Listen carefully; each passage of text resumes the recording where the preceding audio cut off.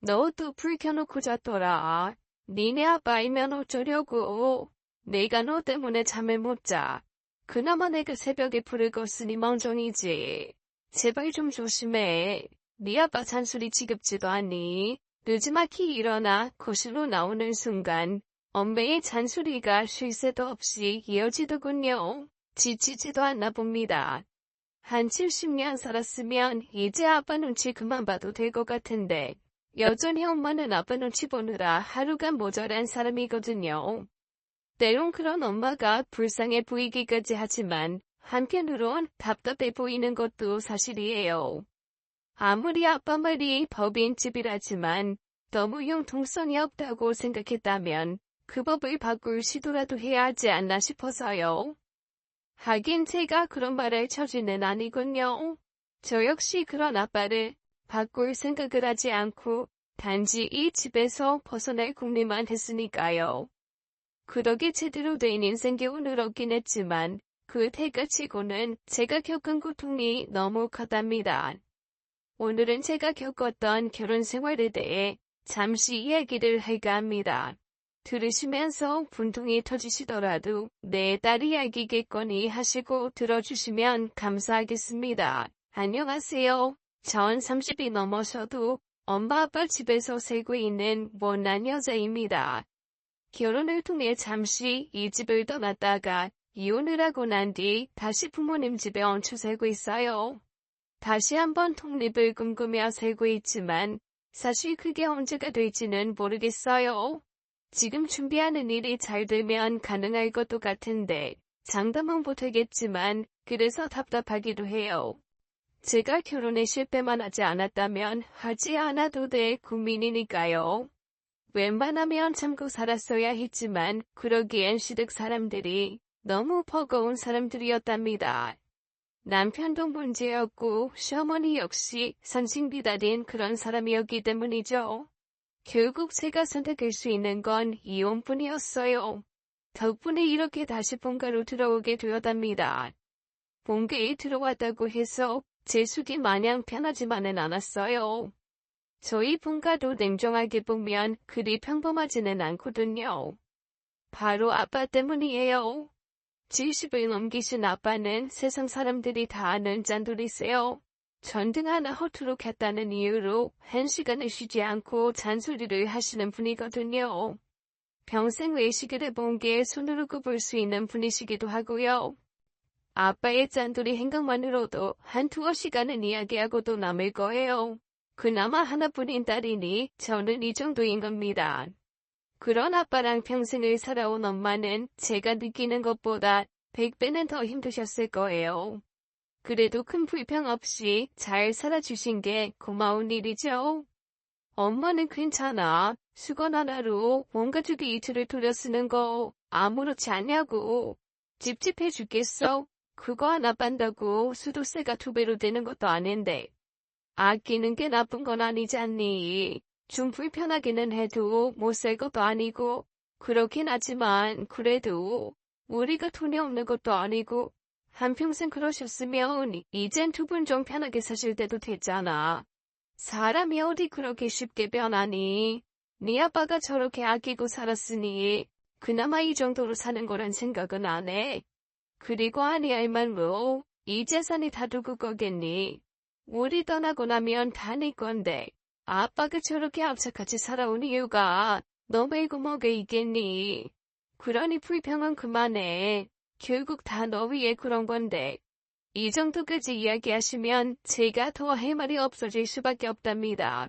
엄마 말씀이 드는 건 아니니까요. 배운 것 없고 가진 것 없는 집의 막내로 태어나 평생 험한 일 굳은 일을 해오시며 악착같이 보아둔 부모님의 재산을 물려받을 사람은 결국 저밖에 없으니까요. 그러니 엄마 말이 드는 건 아니죠. 네, 저도 감사하게 생각하고 있어요. 모르는 건 아니지만 그래도 막상 같이 살다 보면 불편이 안 나올 수가 없어서 그런 겁니다. 지금이야 나이가 좀 들었으니 그래도 이해하는 폭이 넓어져서 이 정도인 겁니다. 더 어릴 때는 정말 힘들었거든요. 남들처럼 제대로 된 장난감 하나 가지지도 못하고 외식은 꿈도 못 꾸는 셈이었으니까요. 친구들이 어디 여행을 다녀왔다는 말을 들을 때마다 아빠가 그렇게 원망스러울 수가 없었습니다. 더 힘들었던 건 저를 향한 아빠의 시대착오적 배신이었어요. 제가 엄청난 누둥이랍니다. 아빠가 40이 넘어서 본 자식이거든요. 그러니 더 소중할 거란 점도 잘 압니다. 아무리 그래도 지금이 조선시대도 아닌데 어떻게 자식을 집 밖으로도 못 나가게 할 수가 있습니까? 전 대학을 졸업하고도 취업 전선에 나갈 수 없었습니다. 제가 취업을 할 시력이 안 돼서 그런 게 아니에요. 아빠는 여자가 밖으로 나돌면 안 된다는 그런 생각이 지닌 분이셨기 때문이에요. 그냥 잘 있다가 좋은 남자 만나서 시집이나 가라셨죠. 그 문제로 아빠랑 참 많이 다투답니다. 저 취직할 거예요. 취직해서 돈도 벌고 성공도 하고 싶어요. 그러니 제발 허락해 주세요. 이 여자가 어디? 넌 집에서 엄마한테 살림이나 배우고 있다가 좋은 남자 만나서 시집이나 가. 돈 걱정은 안 해도 돼. 그건 아빠가 할 일이니까. 꼭 돈 때문은 아니잖아요. 지금이 조선시대도 아니고 여자도 대통령 아닌 시대잖아요. 아빠 제발. 계란으로 바위를 빅내친다 한들 바위가 부서질 리는 없습니다. 아빠는 끝끝내 제 소망을 들어주시지 않으셨어요. 제가 조금 더 되바라진 그런 애였다면 가출을 했을지도 몰라요. 그러나 전 그럴 배짱도 없었답니다. 결국 그렇게 살 수밖에 없었어요. 엄마는 그런 절 정말로 안타깝게 생각했지만 엄마는 더더욱 아빠의 말을 거절하지 못하는 분이셨으니 제 편을 들어주실 수는 없었답니다. 그래도 안타깝기는 하셨죠. 자기야 평생 그러고 살 팔자라 어쩔 수 없다 치셨지만 저는 그렇게 살지 않기를 누구보다 원하신 분이셨답니다. 그래서 나온 대안이 바로 결혼이었어요. 미정 엄마, 자기가 발이 넓으니 우리 애 혼처 좀 알아봐줘. 조건 같은 건 크게 안 봐도 돼.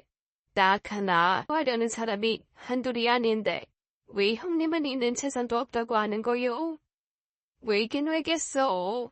자기 건물 있다는 거 알면 뜯어먹을 궁리나 한다 싶어 그러는 게지. 아이고 참.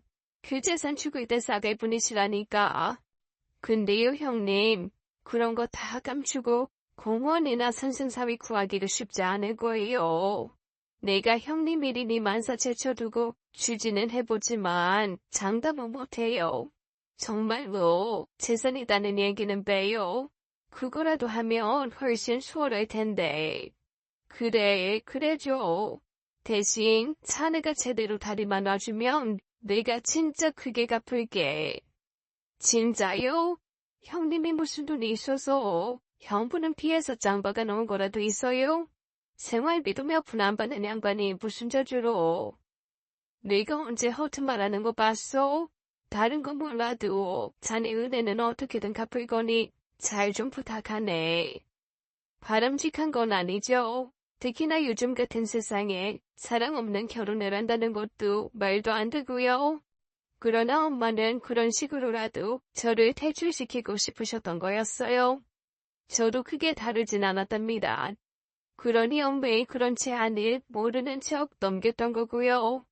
중매쟁이가 그렇게 말은 했어도 선자리가 그리 쉽게 나지는 않더군요. 당연하죠. 저가 형편도 그렇고 저 역시도 크게 내세울 건 없는 처지였으니까요. 그나마 하나 내세울 게 있다면 제가 예쁘다는 것 정도가 다였습니다. 쑥스럽긴 하지만 제가 예쁜 축에 속하긴 하거든요. 비록 숲으로 돌아가긴 했지만 대학 시절엔 지방 축제 아가씨 같은 데 나갈 뻔한 적도 있을 정도입니다. 친구가 제 사진으로 대신 신청해줬거든요. 거기 우승 상금이 100만 원이라면서 그거 타서 신나게 쓰자고요. 다행히 사진으로 접수한 제 신청서가 통과되기는 했지만 정작 그 대회에 나갈 수는 없었답니다. 일주일 정도 합숙을 해야 하는 조건을 충족시킬 수가 없었기 때문이에요. 하루 자고 오는 대학 MT도 제대로 못 가게 하시는 아빠가 하물며 일주일짜리 외박을 허락해 주실 리가 없었으니까요. 아무튼 저한테 내세울 거라곤 예쁘장한 얼굴뿐이었답니다. 형님, 저 칭찬 좀 해줘요. 은혜 신랑급 나왔어요. 공무원이랍니다. 정말이야? 수고했네. 고마워. 내가 진짜 이 자리 알아보려고 사돈의 펠총까지 다 뒤진 것만 알아줘요. 근데 조금 걸리는 것도 있어요. 뭔데? 홀시어머니라네요. 집안도 그리 좋은 건 아니고. 그래도 공무원이잖아요. 8급 공무원이에요. 그리고 아마 결혼을 하게 되더라도 시어머니를 모시고 살아야 할 거고요. 그렇단 말이지.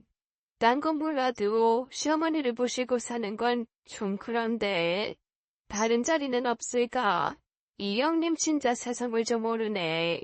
집안 주부 본가에서 사양편인 공무원 자리라면 사실 형님 내 거들떠도 안 봐요. 내 말이 기분 상할 수도 있겠지만 사실이 그래요. 서운하게 듣지 말아요. 서운하긴. 그래도 혹시나 해서 그러는 거지. 네, 더 알아보긴 하겠지만 이 이상은 힘들 거예요. 그래서 내 그랬잖아요. 처가 재산 있는 걸로 어필하자고. 그거면 어쩌면 다른 자리 찾을 수도 있을지도 몰라요. 그건 안 된다고 몇 번을 말해. 하는 수 없지. 그 자리라도 마련해줘. 그럴게요. 근데 너무 기대는 하지 말아요. 내가 우겨서만 되긴 했는데 이야기 들어보니 그 집 할머니가 크게 내키는 건 아닌 것 같다니까. 그 알마씨가 자기 아들이 무슨 판검사라도 되는 양 생각한대. 겨우 8급이 뭐 그리 대단하다고. 암튼 그렇다고. 내 자리는 최대한 빨리 만들어 볼게요. 그렇게 시작된 만남이었습니다. 사정이 이러니 나가긴 했지만 저도 크게 내키는 건 아니었습니다. 특히 그 사람 첫인상이 완전 별로였거든요. 저보다 5살 많다는데 모르는 사람이 보면 삼촌이라고 해도 될 정도였거든요. 배도 많이 나왔고 말하는 것도 마음에 안 들었어요. 제가 지금은 8급이지만 조만간 7급 될 거예요. 시험만 보면 당장이라도 될 거긴 한데 아이 그러면 제 업무를 담당해줄 분이 안 계시거든요. 상사분이 조금만 더 맡아달라고 아유 얼마나 간청하시는지. 쉴 새 없이 자기 자랑질이더군요. 빈 깡통이 요란하다는 말이 뭔지를 잘 보여주는 사람이었습니다. 아무래도 제가 단단히 마음에 든 눈치였어요.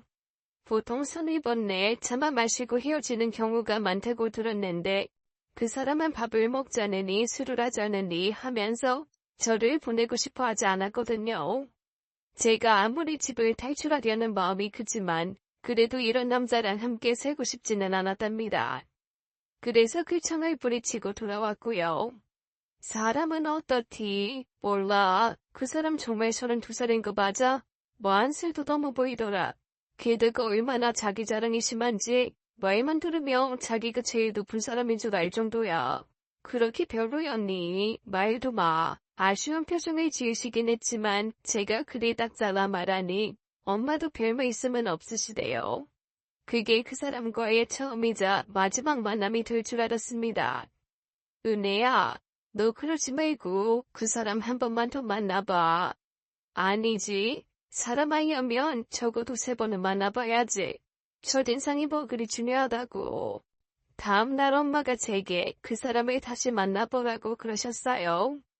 이유를 잘 몰라서 물어보니 그쪽에서 중매쟁이를 통해 연락을 해왔다고 하더라고요. 네가 너무 마음에 든대. 자기는 결혼까지도 생각해보겠다고. 겨우 한 번, 그것도 2시간 보고 결혼이 무슨 말이야. 말했잖아. 그 사람 말하는 게 너무 허황되다니까. 지금도 그렇잖아. 한 번 보고 결혼 운운하는 게 제정신이야? 네가 몰라서 그래. 연애도 아니고 중매잖아. 중매는 그러기도 해. 무엇보다 그쪽에서 네가 너무 마음에 든다잖아. 엄마가 그 사람을 직접 보지 않았으니 뭐라 말하긴 그렇지만 공무원처럼 안정된 직장이 어딨니? 너도 나처럼 살래? 진짜 내키지 않았지만 엄마가 그렇게까지 말하니 마냥 거절하기만은 그랬습니다. 그래서 2번을 더 만났어요. 조금 나아지긴 했지만 여전히 제게 어울리는 사람은 아니라고 생각했습니다. 그런데도 좀처럼 포기를 안 하더군요.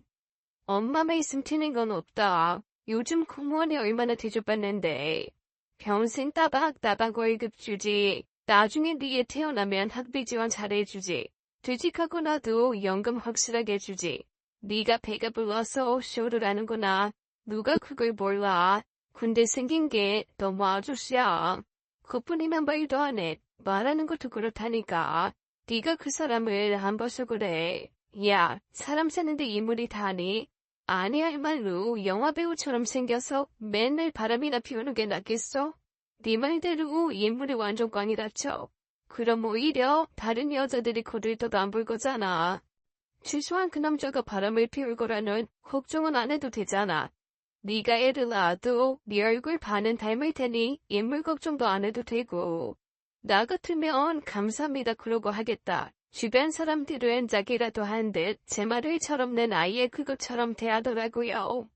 한 명만이라도 제 말에 동조를 해주었다면 그 남자를 더 만나지 않았을 겁니다.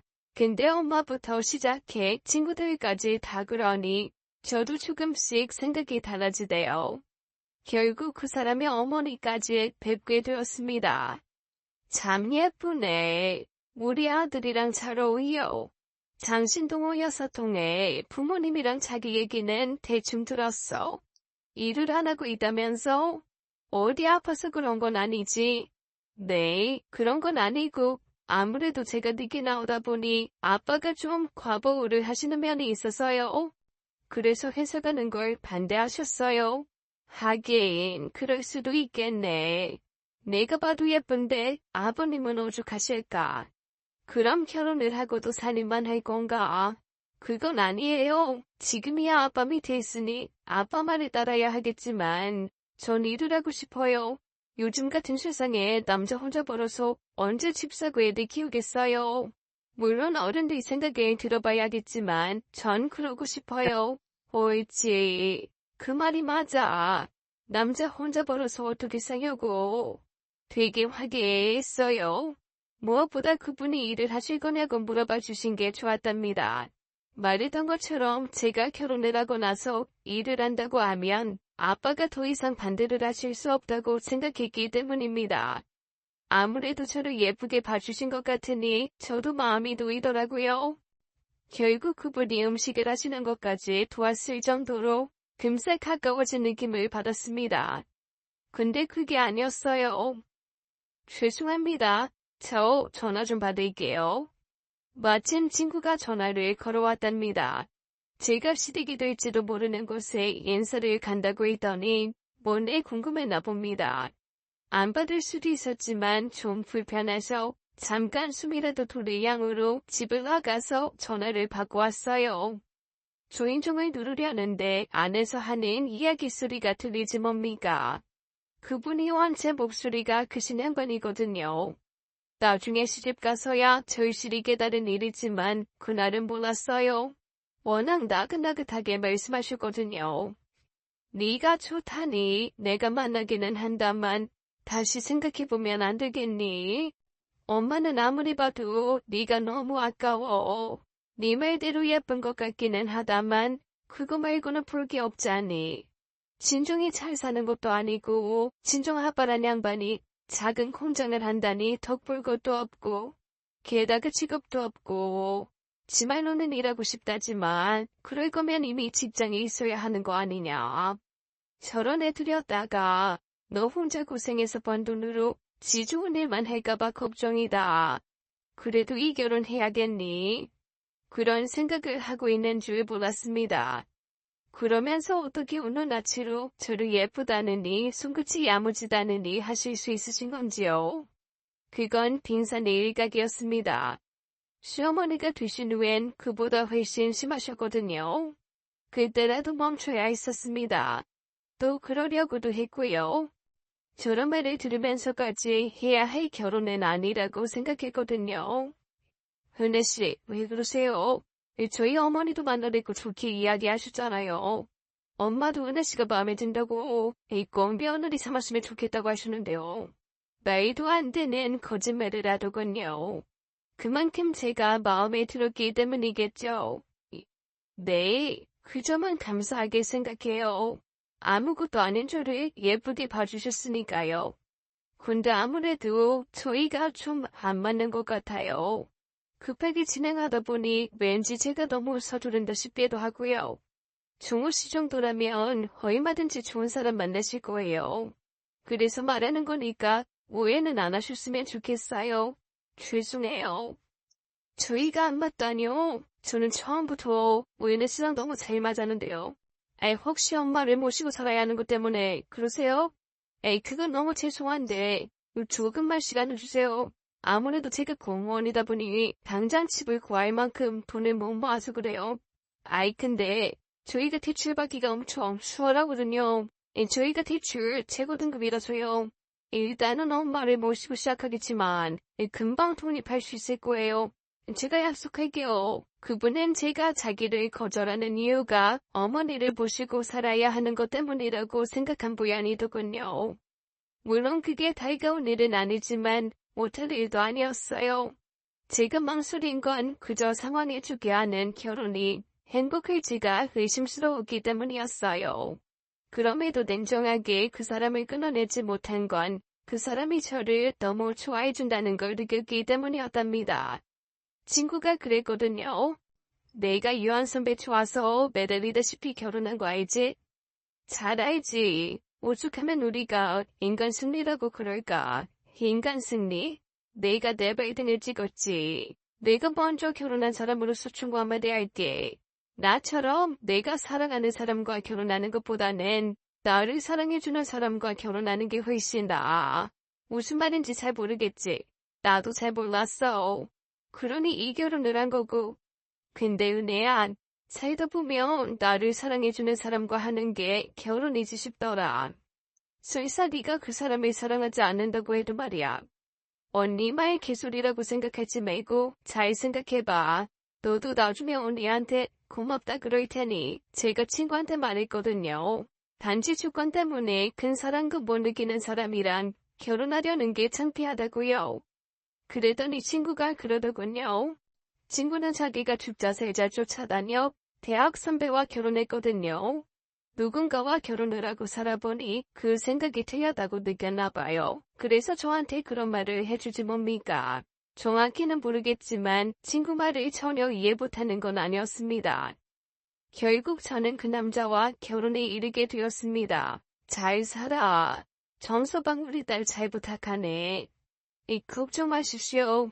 제가 세상에서 가장 행복한 여자로 만들어주겠습니다. 너는 이제 출가 외인이니 우리 집에 신경도 쓰지 마라. 시어머니한테 잘하고 신랑한테도 잘하고 엄마 아빠 욕 안 듣게 잘할 거라 믿는다. 그렇게 부모님의 당부를 들으며 시집살이를 시작했습니다. 처음에는 마냥 좋았었습니다. 이젠 더 이상 불 켤 때마다 조마조마해야 할 이유도 없었고 화장실에서 아무 눈치도 보지 않고 휴지를 마음껏 사용할 수 있었으니까요. 출출한 저녁이면 남편과 함께 치킨을 시켜 시원한 맥주 한잔을 하는 그 기쁨을 태어나 처음 누리면서 이런 게 행복 아닐까 생각하기까지 했습니다. 그러나 그게 다였어요. 결혼식장에 들어서는 순간까지 엄마가 걱정했던 시집살이의 매운맛이 저를 기다리고 있었거든요. 너도 이제 우리 집에 온 지 한 달도 넘었고 하니 이제 네가 통장 관리를 하는 게 맞겠지. 잘 부탁한다. 한 달 정도 지난 어느 날 시어머니가 가게 경제권을 넘기신다고 그러시더군요. 아무것도 몰랐으니 전 그게 그리 좋았답니다. 그건 제게 이 집의 어엿한 안주인이라는 뜻이니까요. 그게 제 악몽의 시작이란 걸 왜 몰랐을까요? 내가 혼자 몸으로 저놈을 키우느라고 진짜 안 해본 일이 없다. 다행히 저놈이 떡하니 공무원이 돼서 이제 그곳에 안 하나 했는데 딱히 그런 것도 아니더구나. 세상에 어떻게 새벽부터 밤늦게까지 부려먹고는 월급이라고는 쥐꼬리만큼 주는 건지. 이래서 이 나라가 발전을 못하는 거야. 대기업 다니는 것들보다 훨씬 중요한 사람에게 하는 대접이 그 모양이니 나라가 이 모양이 꼴이지. 시어머니 눈에는 중요하게 이를 데 없는 아들이 받는 월급이 말 그대로 박봉이었던 게 이해가 가지 않았나 보더라고요. 그 말을 100% 받아들인 건 아니지만 사실 제가 봐도 너무 좋긴 했어요. 제 예상보다 훨씬 적었거든요. 경제권을 넘겨받았다는 기쁨이 그리 오래가지 않았던 이유였습니다. 그 돈으로 우리 세 식구가 살아가는 게 걱정될 정도였습니다. 문제는 단순 생계비 이외의 것이 존재한다는 거였답니다. 나도 이제 쉬어야 할 나이지 않니? 근데 너도 알다시피 우리 충우가 공무원 아니냐? 옛날로 치면 판검사 부럽지 않은 자리라고 그러잖니. 그러니 내 그 친구들 모임에 나가도 계산을 안 할 수가 없게 됐어. 아들이 그 고생해서 번 돈 쓰는 게 쉽지는 않지만 해야 할 일은 맞다 싶어. 그래서 말인데 나 매달 용돈으로 100만 원만 다오. 나머지는 내가 알아서 하마. 100만 원이요? 어머니, 중우씨 월급에서 그 돈 빼면 저희 생활비 안 남는 거 아시잖아요. 죄송한데 한 50만 원이면 안 될까요? 충분히 이야기가 통할 줄 알았습니다. 그가 남편 월급으로 가게를 꾸려오신 분이니 이해하시리라 믿고 드린 말씀이었어요. 너 지금 뭐 주겠다고 그러는 거냐? 내가 저놈 키우느라 얼마나 고생했는데 내가 밖에 나가서 아들 얼굴에 먹칠이라도 하라는 말이냐? 너 그렇게 안 봤는데 내가 그렇게 만만한 거냐? 만만하다뇨. 제가 어떻게 어머니를 그렇게 봐요. 그래서 드리는 말씀이 아니란 거 잘 아시잖아요. 중우씨 월급이 적으니 그걸 아껴 써야 한다는 뜻이에요. 월급이 적건만건 그걸 쪼개서 불리는 게 안주인이 해야 할 책무라는 걸 모르니 니네 집에서는 어떻게 살았는지 모르지만 우리 집은 그렇다. 정호자라면 네가 일을 해서 채워 넣어야 하는 거라고. 내 말 무슨 뜻인지 알겠지? 나한테 매달 100만 원을 주고 나머지는 네가 알아서 채워 넣어. 남의 다 있으니 더 이상 이런 걸로 얼굴 붉히지 말자. 두무시 대화란 게 안 되더군요. 그 박봉에서 100만 원씩이나 가져가겠다는 말을 어쩜 그리 당당하게 하시든지요. 이럴 때 믿을 거라곤 남편밖에 없겠죠. 어머니가 용돈을 100만 원이나 달래요. 그거 드리고 나면 우리 생활비도 모자라는데. 엄마도 참, 그래도 그간 고생하셨으니 그러시는 거야. 힘들겠지만, 당신이 어떻게 해봐. 남편이 그러니 더 기운이 빠지더라고요. 정말 그래야 돼요? 당신이 어머니한테 말씀드리면 안 돼요? 난 못해. 그랬다가 마음상에 알아두시기라도 하면 그 뒷감당을 어떻게 해. 방법이 없었습니다. 결국 남은 건 제가 일을 하는 것밖에 없었어요. 문제는 제가 대학 졸업 후 4년 가까이 아무 일도 하지 않았다는 거였습니다. 나이는 많은데 경력도 없으니 취업할 만한 자리가 없었어요. 그렇다고 두 손 놓고 있을 처지도 아니었어요. 주변 사람들은 물론이고 구인 사이트를 뒤져 일자리를 찾아보았어요. 가장 흔하게 뽑는 동네 자리는 제가 아예 모르니 시도조차 할 수 없었어요. 나머지도 크게 다르지 않았답니다. 그러다 자리가 났어요. 친구가 추천해준 자리였답니다. 은혜야, 너 모델해라, 모델. 내가 무슨 모델을 해. 나이도 있고 키도 그렇고 세상에 아줌마를 모델로 쓰는 데가 어딨다고. 너 지금 나 놀리지? 놀리긴 그런 모델 말고 원모델. 사촌은 네가 인터넷 의류 쇼핑몰을 해. 이것저것 다 다루기는 아는데 주부 대상 오토바이거든. 거기 모델하면 어떨까 해서 내가 언니한테 네 이야기 했거든. 그랬더니 서진이냐 그래서 보여줬더니 괜찮을 것 같다고 그러더라고. 너만 좋다면 당장 면접 보고 일할 수 있어. 돈이 크게 많은 건 아니지만 그래서 시간 많이 드는 것도 아니고 시간당 페이도 나쁘지 않아. 너 생각 있니? 당연히 의사가 있었습니다. 아침 저녁으로 출퇴근하는 것도 아니고 친구 말대로 시간당 페이는 꽤 높은 일이었거든요. 그래서 남편에게 자랑스럽게 말했답니다. 쇼핑몰 모델. 옷 입고 사진 찍는 거 말이지. 네, 친구 사촌 언니가 하는 쇼핑몰인데 저 사진 보고 괜찮다고 했대요. 페이도 나쁘지 않고 시간도 괜찮아서 해가해요. 당연히 괜찮다고 그럴 줄 알았습니다. 어쨌든 제가 일하는 데는 찬송을 한 상황이었으니까요. 결혼한 주부가 모델을 한다니 당신 미쳤어? 도무지 이해가 가지 않았습니다. 주부는 모델을 못한다는 말이 무슨 뜻인지 몰랐기 때문입니다. 네? 어차피 주부들이 입을 옷을 입고 짖는 거예요. 그게 어때서요? 이 사람 진짜 순진하네. 내가 그런 걸 몰라. 그런 거 보면 야한 옷 입고 몸매 드러나게 사진 찍더구만. 주부가 어떻게 그런 거래. 그런 거 아니에요. 그냥 일상복 같은 거 입고 짖는 거예요. 거짓말하지 마. 나도 알건 알아. 거기 주소 물어봐. 왜 어떤 건지 보자고. 친구가 알려준 쇼핑몰을 열었습니다. 저도 이미 봤거든요. 정말 평범한 그런 옷들이었답니다. 제 눈에만 그랬나 보네요. 남편이 이것저것 뒤지더니 떡하니 사진 한 장을 보여주더라고요. 이것 봐. 이게 무슨 일상복이야. 엉덩이 다 보이잖아. 이런 모습을 다른 사람들이 보는 건데, 이거 당신이 하겠다고? 말도 안 되지. 남편이 보여준 건 레깅스를 입은 모델이었답니다. 네, 어찌 보면 좀 야하다고 생각이 들 수도 있지만, 레깅스를 입고 거리를 활보하는 사람들이 한둘이 아닌데요. 말 그대로 레깅스는 평상복이 되어버린 세상이라고요.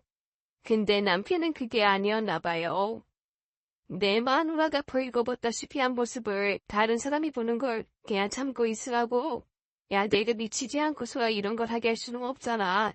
절대로 안 돼. 결국 모델 일은 할 수 없게 되었습니다.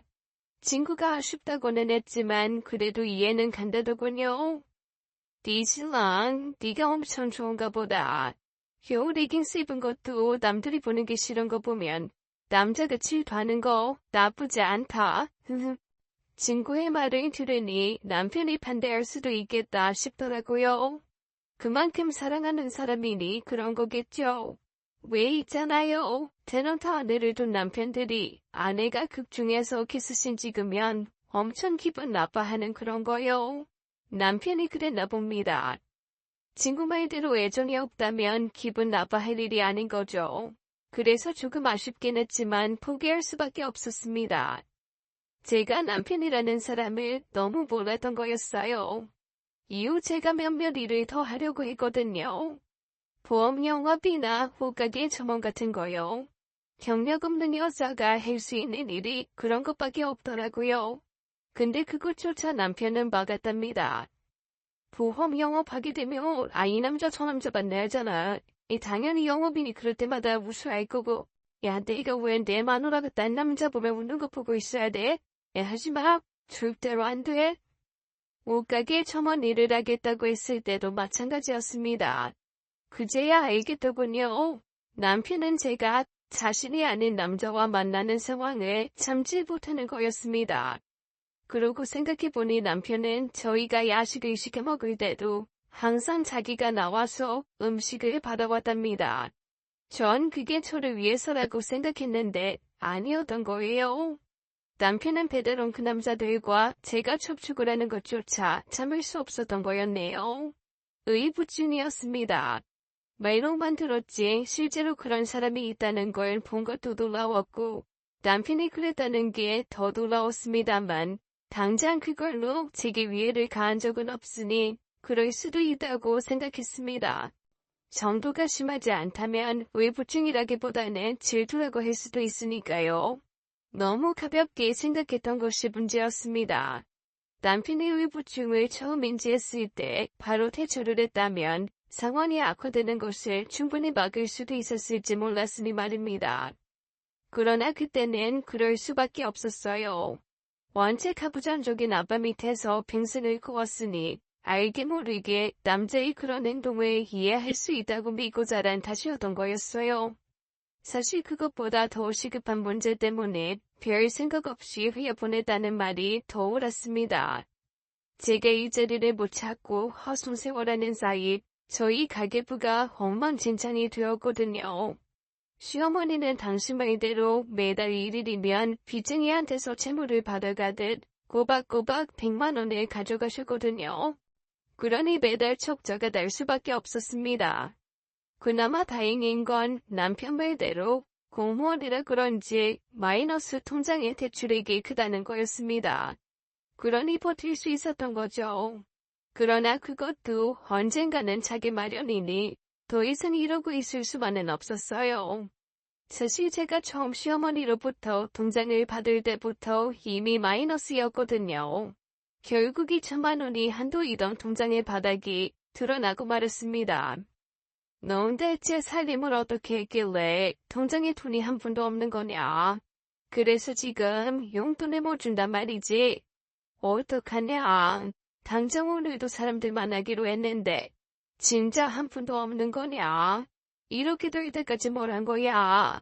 하다못해 식당이라도 나갔어야지. 그러려고 했는데 종호씨가 안 된대요. 어머니 그거 아셨어요? 종호씨 의부증 같아요. 얘가 점점 못하는 소리가 없다. 어디서 이상한 소리나 듣고 제 남편은 말도 안 되게 모함이나 하고 있어? 그 아이가 어때서? 못 믿겠다는 눈치시더라고요. 그래서 쇼핑몰 모델 일부터 보험 영업 등에 관한 일을 말씀드렸답니다. 당연한 거 아니냐. 세상에 어떤 남자가 자기 마누라가 야시시한 옷을 입고 온갖 사람들이 다 보는 그런데 사진을 올리라 그러겠니. 보험도 그래. 듣자니 보험 영업한답시고 바람 피우는 여자들이 한둘이 아니라더라. 겨우 그런 걸로 뭐 의부증. 넌 왜 갈수록 날 실망시키니? 그전까지는 그래도 막말을 하지 않았던 분이셨어요. 그런데 자기한테 주기로 한 용돈을 주지 못하자 언제 그랬냐는 듯 표정이 바뀌시더니 저를 본격적으로 구박하시기 시작했답니다. 너 내가 내 속옷은 따로 빨라고 했니 안 했니? 겨우 그것도 빨기 싫어서 세탁기를 돌린다니. 왜 내 속옷이니 나처럼 더럽고 냄새라도 나서 그러는 게냐? 어머니 무슨 말씀을 그렇게 하세요? 제가 안 빨려고 한 게 아니라 어쩌다 보니 세탁기에 딸려 들어간 거예요. 너 지금 내가 이랬다고 눈 동그랗게 뜨고 화내는 거냐? 겨우 속옷 빨래도 이런데 더 큰 거 시켰으면 아예 때렸겠다. 어머니, 제가 어떻게 그래요? 잘못했어요. 화 푸세요. 됐다. 어디서 저런 게 들어와가지고. 그렇게 화를 내시면서 집을 나가시지 뭡니까? 뭐든 처음이 어렵지 그 다음부터는 별거 아니란 말이 딱 시어머니를 두고 하는 말이었어요. 그전까지는 그래도 불쾌한 기색이 전부셨지만 한번 막말을 입에 담으신 후로는 수시로 그러셨거든요. 그래도 욕설까지 하실 줄은 몰랐어요. 너 시애미 말이 말 같지 않냐? 오늘 초복이라 삼계탕 먹자 그랬냐 안 그랬냐? 안 그래도 요새 종우가 일이 많아서 애가 꼴이 말이 아니어서 더 신경 쓰라 그랬는데 어제 분명히 얘기했는데 그새 그걸 까먹은 건 아닐 테고 왜 너는 찢어라 나는 모른다 그거냐? 시애미가 아니라 강아지라고 생각한 거지. 어머니 그게 아니고 오늘 북이라 닭이 너무 비싸서요. 이번 달 생활비 떨어져서 더 여력이 없어요. 그 2월급 나오면 해드릴게요. 호라, 너 지금 나 용돈 줘서 생활비 없다고 시위하는 거구나. 내가 미친 것이지. 자식들 먹을 거리도 없는데 그것도 모르고 용돈이나 다 쓰는 싼것이로구나. 내가 죽어야지. 그래야 너희들이 잘 먹고 잘 살지. 어머니, 말씀을 왜 그렇게 하세요? 제가 언제 어머니 용돈 때문에 그랬다고? 얘 눈 크게 뜬 거 봐라. 어디서 못 배워먹은 티를 내. 왜, 지게? 쳐봐라. 그래 이거 사오드 쳐봐. 도무지 이해가 가지 않는 상황이었답니다. 제가 뭐라고 했다고 며느리를 보고 이것저것 한답니까? 아무리 시어머니라 해도 이런 건 봐줄 일이 아니라고 생각했어요. 그래서 한바탕 하겠다고 마음먹은 순간 남편이 퇴근을 하고 들어왔답니다. 남편을 본 시어머니가 생쇼를 하시더군요. 아이고 나 죽소. 저것이 시애미를 치네. 아이고. 앞뒤 사정 모르는 사람이 보았다면 그 상황은 영락없이 제가 시어머니를 때린 것이었답니다. 그래도 남편은 그래선 안 되는 일이었어요. 일단 사정을 들어보고 펜을 들더라도 들어야 했으니까요. 그러나 남편은 시어머니의 행동만으로 그 모든 것을 판단했었습니다. 뭐야? 아이 미쳤어? 이게 어디 감히 제 사정을 듣지도 않고 영문을 몰라 얼어버린 저를 세차게 미치더라고요. 덕분에 저는 화장실 문에 콩소리를 내며 부딪혀야 했습니다. 엄마, 괜찮아요? 아이, 무슨 일인데? 어깨를 부여잡고 아파하는 저는 이미 안중에도 없더군요. 남편은 세상 둘도 없는 효자처럼 시어머니만 챙기고 있었답니다. 시어머니가 흐뭇해하시는 표정을 보지도 못한 채 걱정스레 시어머니를 다내는 남편을 보며 좀 무언가 단단히 잘못되었다는 걸 느낄 수 있었습니다. 아이, 나야 엄마가 그러니. 에이, 미안해. 아이, 근데 누구라도 그랬을 거야. 들어오자마자 엄마가 당신한테 맞았다고 딩군이 아무 다른 생각을 할 겨를이 어디 있겠어. 상황이 종료되고 우리 방에서 제 이야기를 다 들은 남편이 거듭 사과를 했지만 전 사과를 받을 정신조차 없었습니다. 남편이 저를 금방이라도 때릴 것처럼 험악한 표정으로 저를 밀친 기억이 계속 저를 괴롭혔기 때문이었죠. 미안한데 당신이랑 이야기하고 싶지 않아요. 내가 나갈게요. 당신이 나갈래요. 남편도 그제야 사태의 심각성을 깨달았나 보더라고요. 몇 번에 걸쳐 사과를 했지만 제가 사과를 받아들이지 않자 숨겨진 본색이 나오더군요. 아이, 그만하라고. 내가 몇 번을 미안하다고 그래. 이 정도 했으면 못 이긴 척 받아줘야지. 그리고 당신도 잘한 것도 없어. 삼계탕 끓이라 그랬으면 끓이면 될 일을 왜 안 해? 돈이 없었다는 말은 하지 마. 카드로 샀으면 되잖아. 내가 엄마라고 해도 그렇게 생각하겠다. 자도 매일은 마음대로 해. 정말 어이가 없었습니다. 똥 싼 놈이 화낸다더니 딱 그 짝이었으니까요. 자기 잘못은 그저 실수고 제가 한 일은 일부러 그랬다는 듯 말하는데 너무 분해서 더 이상 말을 할 수가 없었습니다. 그날로부터 한 보름을 남편과 말 한마디 섞지 않고 지냈습니다. 남편이 뭐라고 한 건지 몰라도 시어머니는 가끔 혀를 차기는 했지만 딱히 돌을 달지 않았습니다. 아마 그 일이 없었다면 냉전이 더 이어졌을지도 모르겠어요. 서운해지십니까? 네, 그런데요. 누구세요? 네, 저희 회사에 이력서 넣어주셔서 전화드렸습니다. 싸운 건 싸운 거고 가게는 꾸려야 했으니 그동안에도 열심히 일자리를 찾았습니다. 그중 한 업체에서 연락이 왔어요. 도시락을 만들어 납품하는 회사였답니다. 특별한 경력 따위는 필요 없는 곳이었어요. 음식 만들 수 있는 정도면 되는 거니까요. 그렇게 면접을 봤습니다. 면접이라고 해봐야 별거 아니었어요. 음식 잘하냐고 묻더니 무엉조림을 만들어 보라더군요. 제가 딴 건 몰라도 엄마 밑에서 살림을 배운 사람이었습니다. 그 정도야 식은 종목이었죠. 젊은 분이 손이 맵네요. 어머님이 잘 가르쳤나 봅니다. 저희 회사에서 일하시는 분들이 되게 50대, 60대 분들이시거든요. 요 괜찮으시면 저희랑 함께 일하시죠? 당장 일한다고 했습니다. 다른 일처럼 남편이 회방에 놓을지도 모른다 싶었지만 그런 걸 따질 때가 아니었거든요. 무엇보다 직원들 대부분이 연세 많은 여성분이시니 남편이 크게 트집 잡을 것도 없다 싶기도 했고요. 그게 아니었더라도 한다고 했을 겁니다. 남편과 등전 중이었으니 그런 우기 같은 것도 있었어요. 예상외로 남편이 순순히 허락을 하더군요. 아마 자기도 미안하다 싶었던가 봅니다. 언제부터 그래? 아, 힘들지 않겠어? 음식 만드는 게 쉽지 않을 텐데. 다음 주요. 미안해. 내가 진짜 미안해. 당신한테 그러려던 게 아니었어. 아이, 그냥 당신이 내 맘을 몰라줘서 화가 나서 그랬어. 두 번 다시 안 그럴게. 아이가 한 번만 용서해줘. 결국 화해를 했습니다. 여전히 괘씸한 건 있었지만 한 보름을 그러고 사니 저도 피곤하기도 했거든요. 당장 매달 빵꾸 나는 가계부를 정상으로 돌릴 수 있다는 안도감도 한몫했고요. 그렇게 전 도시락 납품업체에서 일을 하게 되었습니다. 생전 처음으로 제대로 된 일을 하자니 힘든 일이 이만저만이 아니었어요.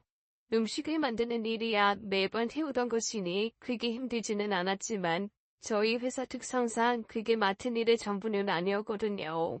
기본적인 매출이야 거래를 맺은 업체에 도시락을 납품하는 거였지만 저희 사장님이 그것보다 더 신경 쓰시는 일이 있었거든요. 가난하게 사시는 독거노인들에게 도시락을 제공하는 일이 그것이었어요. 참 좋은 일이죠. 돈도 받지 않고 그런 분들에게 도시락을 제공하는 거니까요. 문제는 그런 일을 저희들이 직접 해야 할 때가 많다는 거였습니다. 배달 사원들은 일반 배송 업무를 하기 바빴으니 독거노인들에게 도시락을 드리는 건 제조 파트 직원들의 손을 빌리는 일이 잦았답니다. 하루 종일 음식을 만드는 것만으로도 충분히 지친 상태에서 달동네를 떠도는 일은 상당한 체력 소모를 필요로 하는 일이었거든요. 근데 좋았어요. 도시락을 받고 좋아하시는 어르신들을 보는 일은 굉장한 보람을 느끼게 해주기 때문이에요. 아무래도 양이 많다 보니 독거노인을 찾아뵙는 일은 두 사람이 한 줄을 이뤘답니다. 제가 직원 중 가장 젊은 축이다 보니 가장 힘든 코스를 주로 맡았어요. 그래서 저랑 파트너를 이루는 분도 그래야 했어요. 근데 저희 회사에서 그런 사람이 어디겠습니까? 그래서 선택된 분이 사장님의 아드님이었어요. 제대에 다니는 친구였는데요. 참 퇴근하더라고요. 그날도 그랬어요. 이곳저곳을 다니며 도시락을 배달했답니다. 좋은 일이니 표정이 밝을 수밖에 없죠. 사장님 아들이 영규였습니다. 저보다 3살 어린 친구였는데요. 아무래도 또래다 보니 이야기도 잘 통하기도 했고 어렵고 힘든 일일수록 더 웃으며 해야하잖아요. 그게 문제가 될 줄 몰랐습니다. 힘들게 일을 마치고 집에 들어가 저녁을 준비할 때였습니다. 남편이 잔뜩 인상을 구기고 들어와서는 순식간에 제 뺨을 날리지 뭡니까? 당신 미쳤어요? 지금 뭐하는 짓이에요? 갑작스런 고성에 시어머니가 안방에서 나오셔서 그 장면을 보셨답니다. 정선적인 분이시라면 남편을 말리고 자초지종을 듣게 하셔야 하지 않습니까? 그런데 시어머니는 안 그러시더군요. 그냥 구경꾼이시더라고요. 뭐 하냐고? 바람난 여자 잡는다. 왜? 바람이요? 지금 뭐라는 거예요? 당장 사과해요? 사과 같은 소리 한다. 그럴 법하니까 그러는 거지. 사과는 내가 아니라 네가 해야 하는 거 아니야. 이거 어떻게 바람을 피우고도 그렇게 담당해. 그러니까 무슨 소리냐고요. 하루 종일 일하고 들어온 사람한테 바람이라니. 아하, 그런 적이 없으시다. 그럴 줄 알았지. 바람 피운 것이 지 입으로 바람 피웠다 그러는 걸 본 적이 없으니까. 네, 그럴 줄 알고 증거를 잡아왔지. 에앗, 이거 부부로 그럴까? 남편이 핸드폰을 열어 사진 한 장을 보여주대요. 몇 시간 전에 제가 영규랑 도시락을 배달하던 모습이었어요. 남편이 어떻게 이 사진을 찍어낸지 잠깐 궁금했지만 그런 걸 생각하기엔 상황이 너무 급하겠어요. 옆에서 구경꾼 노릇을 하던 시어머니가 그 사진을 보면서 말을 거들었거든요. 진짜네. 그러고도 뻔뻔하게 이 집에 들어온다고? 내 뭐랬냐. 처음부터 그러지 않디. 얼굴 갚을 거라고. 능력도 좋다. 딱 봐도 저거보다 더 젊어 보이는데. 어머니, 말씀 조심하세요. 저것이라뇨. 그리고 그 친구는 저희 회사 사장님 아들이에요. 사장 아들.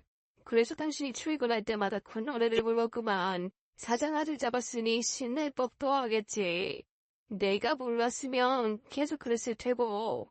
야, 정종호, 너 매일 그렇게 할래? 이것이 미쳤나? 정종호가 뭐야? 감히 남편 이름을 막 불러? 잘한 게 뭐 있다고? 왜? 든든한 서방 생겼으니 이제 막 나가겠다 그거냐? 뭐하니? 저거 당장 내주지 않고 내주긴 뭘 내주세요. 안 내주차도 내가 알아서 나갈 거예요. 그 전에 말은 해야죠. 저 친구랑 제가 바람이 피었다고요. 뭐 눈에 뭐만 보인다더니. 저 독거노인들에게 도시락 배달한 거예요. 못 믿겠으면 회사에 전화해서 물어보든가. 이런 대접을 받고 내가 왜 있어요? 그래도 내가 선택해서 한 결혼이니 어떻게든 잘해보려고 얼마나 노력을 했는데 노력을 해. 네가 기가 차서 말이 안 나온다. 매일 잘하셨네요. 어머니 뭘 하셨어요?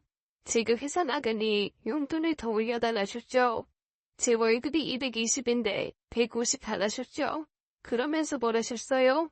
아들 월급은 아까워서 못 쓰시겠다고요? 그 힘들게 일해서 번 돈을 어떻게 쓰냐면서요? 그래, 그랬다. 저놈이 그 고생해서 번 돈을 어떻게 쓰겠니? 뭐가 잘못됐니? 저 사람은 힘들게 일해서 벌고, 저는 놀면서 벌어요.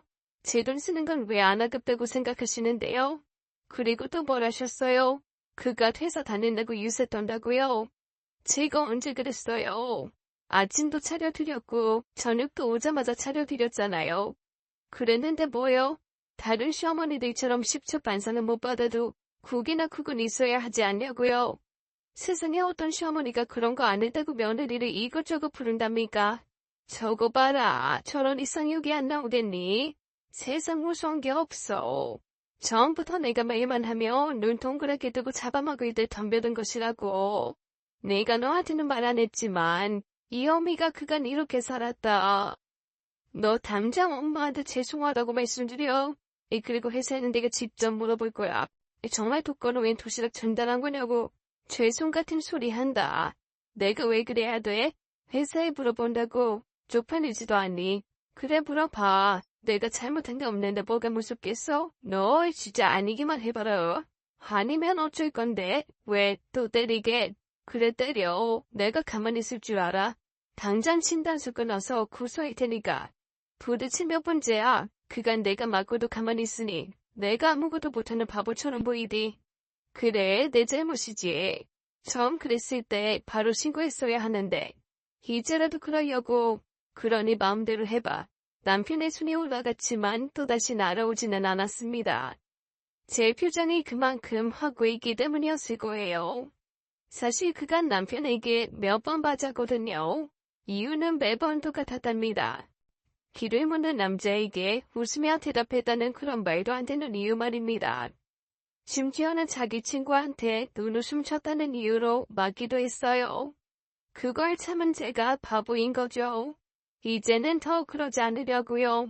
새가운 두 사람끼리 잘 살아봐요. 난 클 테니. 가기 노들가. 남편이 제 팔을 잡더군요. 이거다. 내가 신고 못할 것 같아. 자신 있으면 더 해보고. 저거 눈깔 지켜두는 거 봐라. 내가 저걸 보고 살아왔단다. 말만 그랬지 두 사람 다 저를 끝까지 잡지는 못했습니다. 그만큼 제 의지가 강하다는 걸 알았기 때문이었을 거예요. 그렇게 집을 나온 저는 친구 집으로 갔어요. 갑작스럽게 들이닥친 저를 본 친구가 놀라서 이것저것 묻더군요. 대충 상황을 설명해 줬습니다. 그 친구는 제 사정을 이미 적당히 알고 있었거든요. 그래서 제가 이 친구 집으로 온 거기도 합니다. 잘했어. 네가 뭐가 모자라서 그런 하찮은 인간들한테 쌈욕을 듣고 맞고 살아. 당분간은 여기서 있어. 너 집에는 말 안 할 거지? 조금만 신세질게. 얼른 쿠션 같은 거 알아봐야지. 됐어. 나도 혼자 사는 것보단 너랑 있는 게 나아. 그나저나 이제 어떡할 거야? 어떡하긴 이혼해야지. 저런 사람들이랑 하루도 더 못 살아. 집을 나온 후 남편에게 이혼을 요구했습니다. 그런데 남편이 이혼만은 안 된다더군요. 자기 진급이 코앞인데 괜히 이런 일로 흠집을 남길 수 없다나요? 끝까지 이기적인 인간이었습니다. 이런 인간을 남편이라고 믿고 의지할 생각을 한 제가 너무도 바보같이 느껴질 정도였어요. 이혼을 안 해준다고 해서 못할 것도 아니었습니다. 이혼 소송이라도 하면 되니까요. 하늘이 도운 건지 그럴 필요가 없어졌습니다. 이혼 소송까지 가지 않고서도 이혼을 할 수 있게 되었거든요. 집을 나온 이후 전 회사 일에 매달렸습니다. 마음이 복잡할 때는 일로 쓰는 게 가장 효과적인 것 같아서요. 그게 아니라도 회사 일이 더 마음에 들기도 했고요. 여전히 전 음식을 만들고 독거 노인들을 위한 도시락 배달을 하고 있었답니다. 그러던 어느 날 믿기지 않는 장면을 보게 되었어요. 언제나처럼 가장 힘든 달동네 독거 노인을 위한 배달 일을 하다 사람들이 잔뜩 몰려있는 것을 보게 되었어요. 혹시 어르신 중 한 분이 잘못된 건가 싶어 얼른 달려갔답니다. 그곳에서 남편을 봤어요. 새파랗게 칠린 얼굴로 굳어있더군요. 남편의 주위로 119 구급대원들이 있었고 구급대원들은 바닥에 충 늘어진 사람에게 심폐소생술을 시행하지 뭡니까? 아무래도 남편과 함께 온 일행이지 싶었어요. 남편이 구청에서 담당하는 일 중 하나가 기초수급자 관리였거든요. 자세히 물어보진 않았지만 지난번 영규와 함께 있는 제 모습을 사진으로 찍은 것도 그러던 중에 한 것일 확률이 커요. 잠시 후 구급대원들이 그 사람을 응급차에 태워서 갔답니다. 남편도 같이 가는 걸로 봐선 역시 일행들 맞나봐요. 은둔아, 저 친구 사회복무요원이래요. 사회복무요원? 그런데 왜 저렇게 됐대? 야, 너 이리 와봐. 인사드려. 나랑 같이 일하시는 누나야. 안녕하세요. 저 영규형 후배 김진욱이라고 합니다. 영규의 후배라는 그 친구는 남편이 데리고 온 사회복무요원이었어요. 그 친구가 들려준 말은 너무도 놀라운 거였어요. 정주무관님. 아까 같이 타고 가신 분이 정주무관님이세요. 그렇게 부르기도 아까운 강아지 놈이죠. 뭐 아무튼 정주무관님이 때려서 그런 거예요. 평소에도 우리 요원들한테 막 하기로 유명하지만 최고는 또예요. 안 좋은 일이 있었는지 매일 초기압이었거든요. 그래도 이 정도는 아니었는데 오늘은 사람이 눈이 돌아간 것처럼 보이더라고요. 제가 말렸는데 그게 안 되더라고요. 오늘 기초수급자들에게 쌀과 김치를 가져다 주어야 했답니다. 당연히 남편의 일인데 자기가 힘드니 사회복무 요원들을 부려먹었대요. 근데 아까 쉬어간 요원이 천식에 있었대요. 병지에서도 숨이 차일 사람이니 당연히 이런 탈동 내에선 더 하겠죠. 여느 때처럼 숨이 찼는데 깜빡 잊고 차에 천식 호흡기를 두고 온 걸 알았대요. 당연히 가지고 오겠다고 했답니다. 근데 남편이 안 된다고 했대요. 깨부리지 말라며 뭐라 한 거죠. 이대로 있다간 큰일 나겠다 싶었던 요원이 남편의 만류를 무시하고 차로 가려는데 남편이 그걸 보고 뒤집어졌답니다. 하찮은 새끼 주제에 자기 말 안 듣는다면서요. 그래도 뿌리치고 가려 하자 남편이 그 사람 가슴을 발로 찼답니다. 갑작스런 충격에 그 사람이 기절했는데도 남편을 슈르란다며 더 난리를 부렸대요. 진짜로 쓰러진 건데 말입니다. 한참 그렇게 있으니 비로소 사태를 알아챈 주변 사람들이 119에 신고를 한 거였어요. 기새끼, 이번에 제대로 벌 받아야 해요. 진짜 나쁜 인간이거든요. 매번 우리한테 보육 주고 갑질하고 그것도 모자라 때린 적도 한두 번이 아니에요. 다들 불만은 많았지만 이것도 군대니 그냥 조용히 지나치자 싶었는데 이번은 안 되겠어요. 안 그래도 광호 형이 벼르고 있었거든요. 아까 실려간 형이요. 다들 괴롭힘을 많이 당했지만 그 중에서도 광호 형이 제일 많이 시달렸어요. 형이 서울대 다닌다고 유도가 안 입고 다 그랬거든요. 그래서 광호 형이 벼르고 있었어요. 저희가 참으라 그랬는데 더 그러면 부임들이 괴로울 거라면서 자기가 총대를 매겠다 그랬는데 하필 이런 일이 났네요. 주무관 새끼 이번엔 진짜 빼도 박도 못하게 될 거예요. 저 먼저 가볼게요. 형 괜찮은지 봐야 해서요. 그렇게 요원이 사라졌습니다. 난리가 났습니다. 남편이 사람을 잘못 건드린 거였어요. 남편에게 맞아 쓰러진 그 친구 집안이 만만한 곳이 아니었답니다. 부친이 대기업 이사라는데 절대로 용서 못한다고 했다는군요. 남편은 당연히 자기 밥줄이 걸렸으니 안 그랬다고 발뺌을 했지만 이미 본 사람도 많았고 다른 사회복무요원들도 남편의 평소 만행을 증언하겠다고 앞다투어 나서기까지 했습니다. 다 뿌린 대로 거둔 셈이죠. 그래도 발뺌을 했지만 결정적인 증거가 더해지니 빼도 박도 못하게 되었답니다. 맞았던 그 친구, 광호라는 친구가 몸에 바디캠을 차고 있었대요. 평소 남편의 약행을 보다 못한 그 친구가 증거를 잡겠다면서 몸에 달고 다니며 영상을 찍을 수 있는 바디캠을 달고 있었거든요. 거기에 남편이 저지른 만행이 고스란히 담긴 거죠.